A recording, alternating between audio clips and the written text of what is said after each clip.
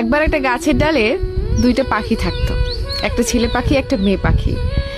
একবার একটা অ্যাক্সিডেন্টে মেয়ে পাখিটার পা দুটো ভেঙে যায়।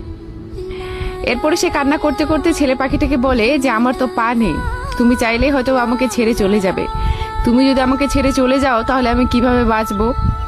এই কথাটা শুনে ছেলে পাখিটা অনেক কষ্ট পায়।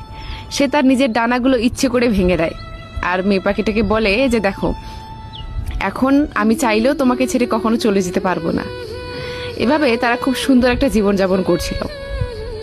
একদিন অনেক জোরে একটা ঝড়ো হাওয়া আসে।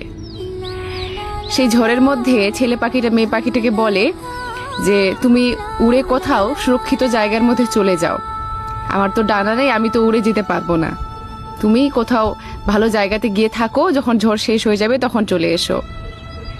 মেয়েটা কোনো দ্বিধাবোধ না করেই ছেলেটাকে বলল যে আচ্ছা ঠিক আছে, তুমি নিজের খেয়াল রেখো, আর যখন ঝড় থেমে যাবে আমি চলে আসব। মেয়ে পাখিটা এই বলে চলে গেল। আর এটা শুনে ছেলে পাখিটা অনেক কষ্ট পেল যে মেয়ে পাখিটা তার জন্য একবারও ভাবলো না। ঝড় যখন শেষ হয়ে গেল, মেয়ে পাখিটা উড়ে এসে দেখলো যে ছেলে পাখিটা আর বেঁচে নেই। পাশেই সে লিখে গেছে যে আমি তোমার জন্য আমার নিজের ডানাগুলো ভেঙে দিয়েছিলাম, ভেবেছিলাম আমি তোমাকে ছেড়ে কোনোদিনও যাব না, কিন্তু আজকে এই ঝড়ো হাওয়াতে তুমি আমার জন্য একবারও ভাবলে না।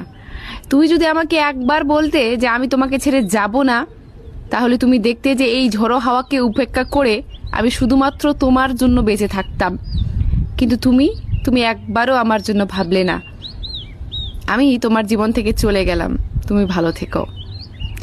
তো বন্ধুরা, এই গল্প থেকে আমরা একটা জিনিস শিখতে পারি যে কাউকে বিশ্বাস করাটা ভালো, কিন্তু অন্ধবিশ্বাস করাটা ভালো নয়, কারণ কে কখন চেঞ্জ হয়ে যাবে সেটা আমরা নিজেও জানি না।